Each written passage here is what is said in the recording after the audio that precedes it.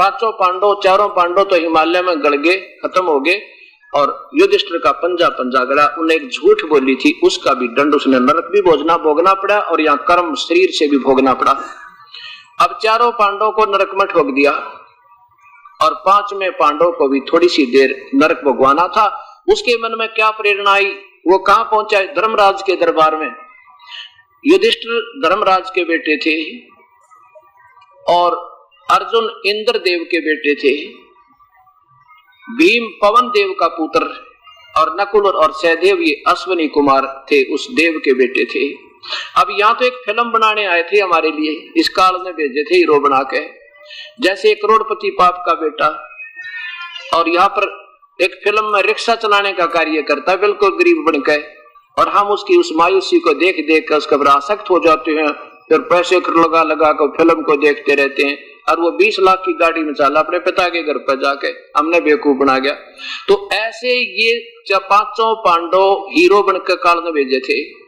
ये युधिष्ठिर धर्मराज के बेटे थे और पवन के बेटे भीम थे और इंद्र का बेटा अर्जुन था और नकुल सहदेव अश्विनी के पुत्र थे। ये चारों तो डाल दिए नरक में। तो धर्मराज ने समझाया अपने पुत्र युधिष्ठिर को। जब युधिष्ठिर ने देखा सारे स्वर्ग में जाकर कहीं उसके भाई ना मिले, तो पूछा कि मेरे भाई कहाँ गए? तब उसने कहा धर्मराज ने कि बेटा यहाँ कोई किसी का भाई नहीं, तुम देख फिल्म बनाने गए थे वो बन गई, वहां वाले लोग धोखा खाए जाएंगे, उसके ऊपर देखे जाएंगे महाभारत में अर्जुन ने ये करा था, भीम ने ये करा था, और वो नरक में ठोक रहा खेजी नरक रहा था। तो क्या बताया कि बेटा ये तेरे भाई नहीं है, तुम तो थोड़ा सा संस्कार था, अब पूरा हुआ तुम्हारा। अब नहीं, अब काल ने बटन दाब दिया उसका, क्योंकि उसका रिमोट इसके हाथ में, सब प्राणियों का ज्योति निरंजन के में, कि नहीं मैं अपने भाइयों को देखे बिना नहीं जी सकता, मैं उनके साथ रहूंगा, चाहे नरक में छोड़ो चाहे कुछ करो। अब थोड़ी देर उसको नरक भी ले गए, देख तेरे भाई ये रो रहे पड़े पड़े इसमें, कहा इनको छोड़ दो। युधिष्ठिर बोला बेटा ऐसे नहीं छोड़े जाते, ये तो कर्म का भोग भोगना पड़ेगा इनको, नहीं तो मुझे भी नरक में डाल दो। युधिष्ठिर कहने लगा। धर्मराज बोला बाहर आजा फिर बतलावेंगे। बाहर आजा बेटा, यहाँ बैठकर डिसीजन लेंगे, आजा तेरी बात मैं बाहर सुनूंगा। बाहर आ गया, कहने लगा पुत्र तू अपना कर्म मत बिगाड़े, इनका संस्कार हो लिया पूरा, तुम ना तेरे भाई ना कुछ, तो मेरा बेटा है, मेरे पास रहे, ये तेरे भाई नहीं है।